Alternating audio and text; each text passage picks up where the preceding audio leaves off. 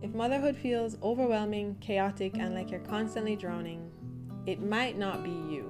It might not be your kids. It might just be your stuff. I want to share 5 minimalist shifts that have brought peace into my home, especially as a stay-at-home mom. No pressure to be perfect, no expensive systems. Just real-life strategies for women who want to live slower. Hi, my name is Katie and I love talking about Jesus, the Bible, homemaking, gluten-free baking, and anything creative. And today we're going to tackle these 5 minimalist strategies for moms.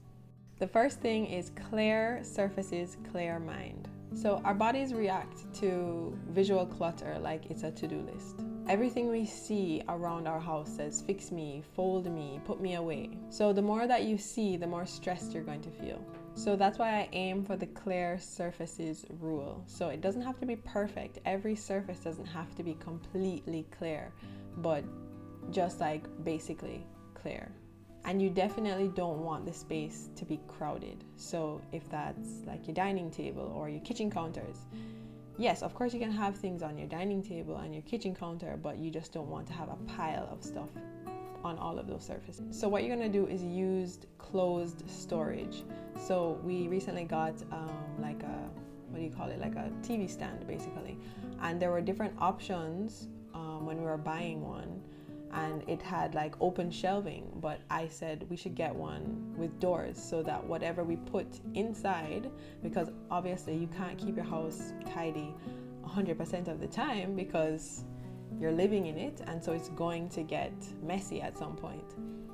So when you have doors, you can put things away, and even if you put it away messily, you can close the door and it looks neat. Give yourself permission to get the clutter out of sight, and that will bring you so much calm just by doing that alone. You're not lazy, you're just overstimulated, and your brain is not broken, it's just all the clutter. If you clicked on this video, you are going to love the challenge I have in the description. It's a 3-day decluttering challenge to declutter your heart and your home at the same time, and it's totally free, so you definitely need to go and check that out in the description. Number 2, if you don't miss it, get rid of it. So if your kids haven't asked for something, let it go. It is probably not that important and they're not going to remember it. So if they're not playing with a specific toy or like a group of toys, you don't need to keep it. It's cluttering your house and it's driving you crazy. Just let it go. Things that you're not missing are taking up space in your house, and it's just giving you more things to clean, and you don't need that. Your home should work for you and not control you. So that's the same with clothes. If you're having this mountain of laundry to do all the time, maybe it's time to scale back on the amount of clothes you have so that laundry doesn't feel like such a big mountain and a big task. Because really, if we're 90% of our time is cleaning and cooking and doing laundry, if we scale that down, there's a lot more time to do the things that we enjoy. So yeah, declutter by category and not by room. So instead of saying I'm going to clean the entire kitchen today, don't take on such a huge task because maybe your baby is sick, or I don't know, whatever else comes up daily. Somebody's throwing a tantrum, or somebody needs to bathe, or you just have a lot of things that you have to, you have to bathe every day, but you know what I mean. Something is going to come up, something is going to happen, so you don't have all day to just dedicate a task or dedicate a specific amount of time for a large task. Sure, if you have a small kitchen and you can just clean it in 15 minutes, go ahead.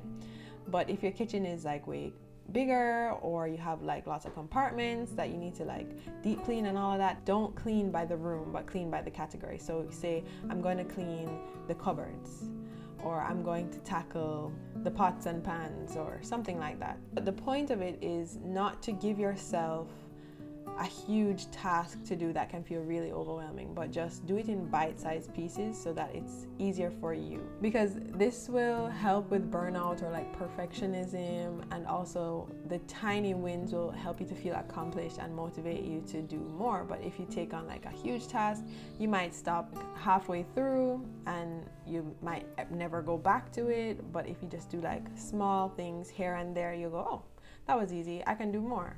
Okay, so the next thing you're going to do is you're going to create your own sanctuary space. So that could be a corner of your living room, it could be your bedroom, I don't know, it could be the bathroom, or whichever other room that you have in your house. Maybe it could be outside. Just choose a peaceful corner, and then you're going to set this space up. Like, your whole house doesn't need to be like mega minimalist and you have like nothing in your house. Because I mean, we live in our houses and we need stuff. Choose like one space, and you're only gonna have what you need in that space. You're not gonna have any fluff, any junk. You're gonna have what you need and what you want, because wants are necessary too. So if you want to hang up a picture or add 3 plants or candle or just like this nice decor piece, just a space for yourself that's really nice. And like I said, it doesn't have to be a huge room. It could just be the corner of a room or something like that. This space is just supposed to be a space that you go to feel calm and safe, that you can think, that you can pray, that you can read the Bible, you know, listen to some music, light a candle, just a space that you feel comfortable in. And that's just going to be your space, and it's going to just have what you need, and it's going to be visually clean and clear. The last one, number 5, is let go of the just in case trap. Yes, just in case is a trap, because on the other side of that, we have all the things that we keep just in case, but instead of using it, they just pile up. So they pile up in our kitchen drawers, in our fridges, and they spoil. You know, they clutter our closets, fill up our bathroom drawers, under the bed, just everything. You don't need it, so don't keep it. If you're not going to use it now, just give it away. Lend it to a friend until you need it, but do not keep it in your house, because it is just going to weigh you down, and your mind is going to be, it's just going to be like something like back hair that's going to be like, oh, remember me, remember me, remember me. You still have me, you know. And it's going to add to your mental load, and you don't need that, because you are occupied with things already on a daily basis, and you don't need to add 5 other just in cases, you know. So just get rid of it. Minimalism isn't about matching bins and having nothing. It's about getting rid of the things that are holding you back and making space for the things that you want to have in your life. Because if we're always crowded with things that we don't want, things that we don't need, then when the things that we do want come along, maybe there's no space for that. And if we're always having and keeping things, then we don't have the space in our minds to think about or do the things that we want to do.